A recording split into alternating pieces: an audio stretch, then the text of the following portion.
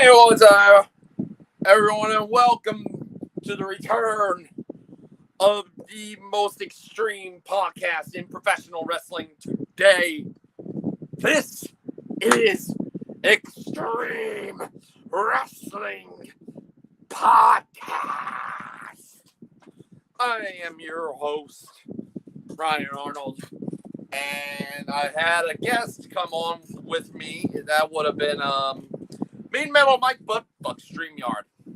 StreamYard, pretty much. Booting him off, and I fucking hate that. So, I got some topics that I want to kind of talk about here. Hopefully, my guest, Mean Metal Mike, will be joining me, hopefully soon. Hopefully he'll get it situated, or maybe not. But yeah, fuck you, StreamYard. This is now starting to become a bitch to deal with now. But anyway, before I get into some of the topics here, I want to mention that this time around with some changes going on now with the return of my wrestling podcast. Some changes are going to be made. We're not going to be talking about some modern stuff, We want to go and look back at some stuff. So the goal for me this time around of bringing it back is talk about some old pay-per-views, talk about old shows and stuff like that. And that's what I want to do. I decided, I figure I bring this back now. So our first episode, this one's going to be talking about there'll be some times we'll talk about some modern stuff, like I have some stuff on here, on deck for me to talk about here, obviously, so apologies for keep repeating myself, but yeah, I guess that's what's going to be happening from here on out. Sometimes we'll talk about some modern stuff that's happened in the world of pro wrestling, sports entertainment. But I figured, this is the one episode we're doing this. It's coming back. But probably the next one's going to be talking about some old pay-per-views. Pay-per-views, old shows, all that stuff. But I figured let's talk about what happened this week. I just got an update. Mike ain't going to be able to join. Yeah, fucking StreamYard. Yard and all that shit. Let's just talk about Summerslam. This past Saturday, Summerslam happened. Biggest party of the summer.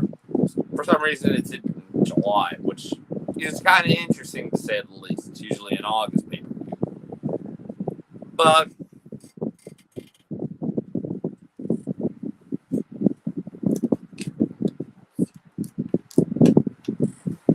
yeah. Talking about SummerSlam. I want to go in category of the good, the great, the good, and the bad. And I wanted to start off with the bad. And this goes into another topic that I had written down on here. This pretty much will just be a solo show, pretty much. But let's start off with the bad one. This one is, you want to start off with bad, we get to the good stuff, Start off with this bad match. It was a match for the SmackDown Women's Championship between Liv Morgan and Ronda Rousey. Essentially, from what I heard, now I didn't watch the whole thing, for reasons. I don't have the network. But from what I heard, Ronda pretty much carried Liv throughout the match. And that's not a good sign, pretty much. It just tells me that Liv is not ready for this, and I'm basically saying that this is, she's not ready. She's nowhere close to ready. She's not ready to be in this stage in the career. she's not ready to be at this level, which makes me all the more reasons that, and now apparently I just heard Ronda got suspended, and basically they want to push Liv. I'm saying Liv ain't ready. Her matches are going to show that she is not ready for this. She is nowhere close to being ready to be at this level. She just not. I wouldn't be surprised if at the next pay-per-view, which is Clash at the Castle, she loses it. She's not ready. I wouldn't be surprised if she loses it to Charlotte. If Charlotte comes back and just wins it from her, and then boom, back down the card. Liv is just not ready. She's nowhere close to being ready for this. She's still green. She is still green. She's not ready for this at all. And it showed in this match. Ronda basically carried her through this match, and it was just no. I'm one of those that's just like, she's not ready. And like I said, I'll get into a topic here shortly after this. Then we get to the good match here, and there was a lot of some matches that are more closer to what the great match is. Which is probably obvious. The rest of the pay-per-view was pretty good. You had matches. I picked one match, and that was the Mysterios versus Judgment Day. I felt like that kind of fits into the good category. Gory. There's another match that was kind of sits in between the Liv Ronda match and this tag match. That's probably Pat McAfee versus Baron Corbin. That's kind of more closer, kind of in the middle of a decent match, but this one was a good match. The only kind of feature for this one was Edge's return. And obviously Edge, he got taken out by the Judgment Day a while back after they recruited Finn to come into the fold, and basically they betrayed on him, and Edge just comes back. He had this cool entrance, this cool broom match. Obviously the match was a no DQ match, so it allowed him to come back in this match. And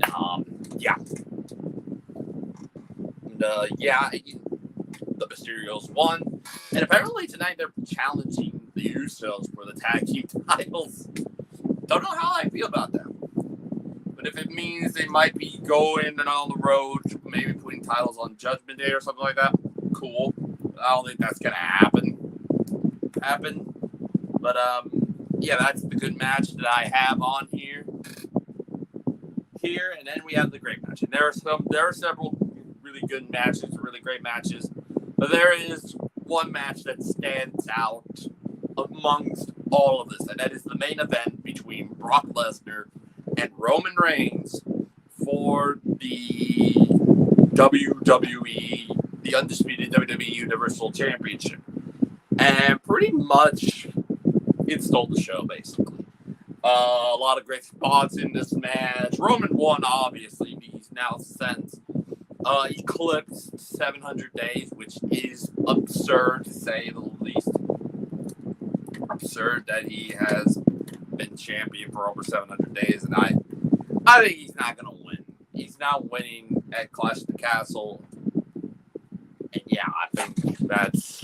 I think he should just go off to his bedtime family, drop the title distribution. It makes a lot of sense. But this match itself was really great, and I love this. Love the match. From what I've seen, the match, the highlights of it, Brock lifting up the ring with the tractor and stuff. Paul Heyman getting F5 through the announce table. It was just insane, to say the least. And it was just so insane, basically. Basically, the match was just, like I said, Roman won. But even the Usos who got involved, who successfully defended the tag team titles against the Street Profits, with Jeff Jarrett being the special guest referee. They came and helped stack stuff on top of Brock, and that's how Roman won the match. But overall, the pay-per-view, from what I heard, really good. There's some stinkers here and there. Like I said, the Liv Ronda match was probably the only stinker. Everything else was good. it was a great pay-per-view, and a lot of people are saying best pay-per-view. I would say maybe there's some good matches on there, but this was a really solid, really great pay-per-view. But now I wanted to get into the topic that had when it came to the Liv Morgan Ronda Rousey match, and that is WWE needs to make a women's mid-card championship. And I saw someone say tag titles, but I was like, it's a tag belt, a singles mid-card belt. That is something that I think you look at a situation of like Liv, all right? You look at a situation like Liv, and where she's still green. She is still freaking green, and she basically, she's not ready. If I were to say of a title that she could go after, it is a women's mid-card belt. She is still in mid-card territory, and they are just, I just think to myself, they need a mid-card. Women, talents like Liv Morgan, Aaliyah, even really talented ones like a Shotzi Blackheart, a Xia Li, Raquel Rodriguez, recently returning with Dakota Kai and Io Shirai, they come back into the company, are on the main roster, and are aligned with Bayley, and they came back. All three of those came back, along with Edge, obviously. So the aftermath of the Becky Lynch Bianca Belair Raw Women's Championship, they really need a mid-card belt. They really do, because the division hasn't been this big like ever. It's so big, you need something for those other people, otherwise they're in catering. Someone like a Liv Morgan is like, she's not ready to be a women's world champion. She's not. She's just not ready for this. Like, at all. At all. And they need to create a women's mid-card title that someone like a Liv Morgan can, maybe improve and stuff like that. But at the moment, she's still green. She's never been put in this situation before, other than losing, but she's still green. She's not ready. She's not ready. And I wouldn't be surprised if it's Charlotte that takes it all from her here at Clash of the Castle. I wouldn't be surprised if she back down the card. I wouldn't be surprised, because we all thought Ronda's going to win at Clash, but now hearing Ronda is suspended, they might be putting the title back. I think it just tells Charlotte is coming back. Now, Charlotte is coming back, and it's a telltale sign Charlotte's going to win the belt. That's what's going to happen. She's going to win that belt. Liv's going to go back to Raw, basically. And just be mid-card, basically. That's it. She'll just be mid-card. And they need to, like I said, they need to bring a women's mid-card belt. So that's what I'm thinking to myself. They really need to just stop her push. It doesn't make sense, her being champion. Just no. Just no. All right, next up. This one was a big one. This one happened a while back, or maybe a couple weeks ago. Vince McMahon is stepped down from the WWE, retires. He's no longer the CEO and chairman of the company. It's now in the hands of Stephanie McMahon and Nick Khan.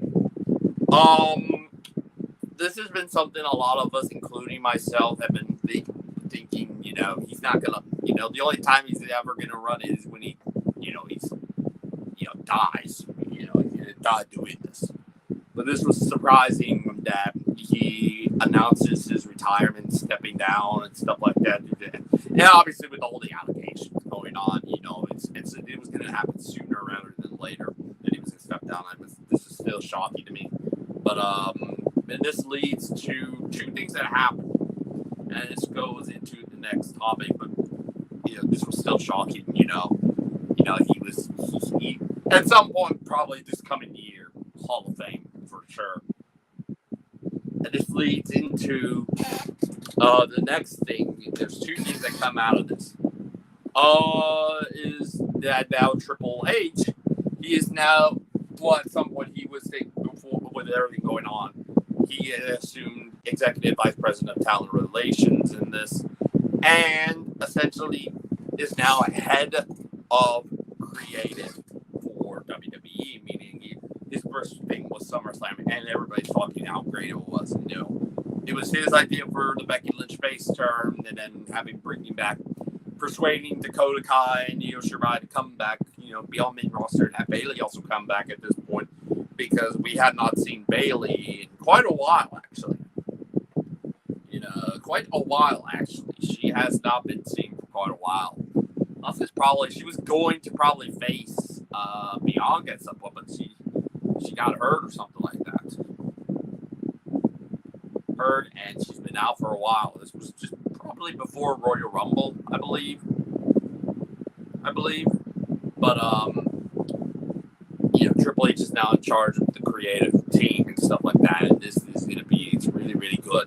Good to see this, and I can only expect great things to come out of this. And then the final thing to come out of this with the Vince McMahon retirement is Austin Theory. Now he's been being pushed extensively since he's aligned himself with Vince McMahon. He got a U.S. title. He won the United States Championship from Finn Balor, who's now aligned himself with Judgment Day, but he lost it to Lashley at Money in the Bank. And now, obviously, Theory is Mr. Money in the Bank. And at some point, he's going to win the belts. He's going to win the championships at some point. Don't know when, but he's going to win it. Win it. Obviously, this is the thing I have to push. Yes, he's going to get the push, but now, is it going to get derailed? I honestly don't know if it's going to be derailed or not. But, I don't know what's going to happen. We'll just have to wait and see if Theory is going to be, they're going to kill the push. We'll just have to wait and see. Then we got one final thing I want to talk about that also happened. This happened last night, actually. And that is the pay-per-view titled Ric Flair / match. Now, obviously, he was in the main event, and he teamed with his son-in-law, Andrade El Idolo, taking on Jeff Jarrett, who, like I said, was special guest referee in the WWE tag title match between the Usos and Street Profits. And he's wrestling here. And, he's teaming with Jay Lethal, who has had history with Ric Flair. Now, obviously, I kind of knew Ric in a singles match would not work. It just wouldn't work at all. So they made it a tag match where he was teaming with his son-in-law. In his last match, there was a lot of people there. Most notably, I saw Mick Foley and The Undertaker were there, which was really, really cool.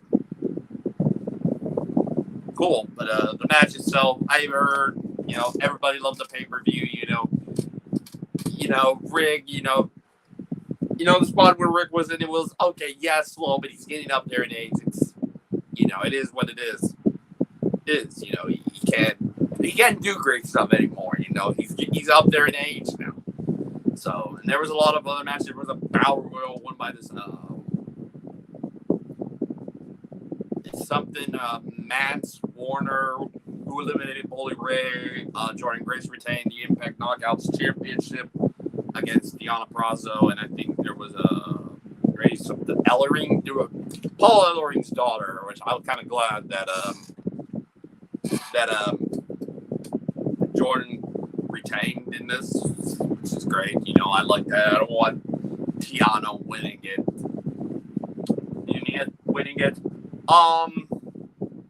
Well, other matches were there. There was an Impact World Title match that went to a no contest because I think I saw Matt Cardona. Fuck him, and all that stuff. Attacked both Josh Alexander, the current defending champion, and Jacob Fatu, Samoan. Yes, he is related to the Usos and Roman Reigns, all that stuff. But then he gets a diamond cutter from DDP, which was awesome. I like that. Yeah. But I didn't see that either because it's pay-per-view. It's going to be a lot of money. But from what I heard, it was a good show. You had a mix of different people. I think Tony Schiavone was there, and he's an AEW commentator. You had some other guy. I think some Ring of Honor people were there. Like I said, some Impact, MLW, CGW. Some people were there. That's good and all that. But that's all the topics I wanted to talk about here. So we got one person in here. So who is the one person watching at the moment? So I'll be ending it hopefully here soon. So whoever the one person is watching, let's say something before I end this in like maybe 10 or so minutes. But that's pretty much all the topics I wanted to talk about here. Pretty much. Oh, God. Okay, so I'm gonna end this here, everybody, for the first episode and stuff like that. So, thank y'all for watching. If y'all like what you see and want to see more of this, or click the like button or dislike button, whichever floats your boat. Comment below what your thoughts are on all the topics I mentioned in here. And obviously, if you're new to the channel, click that subscribe button. So, thank y'all. This has been the return of Extreme Wrestling Podcast. I don't know when I'll do another one. Maybe in a couple weeks or in a month or something like that. But, yeah. Thank y'all for watching. This has been the return of the Extreme Wrestling Podcast. I will see y'all later. And as always, keep things metal.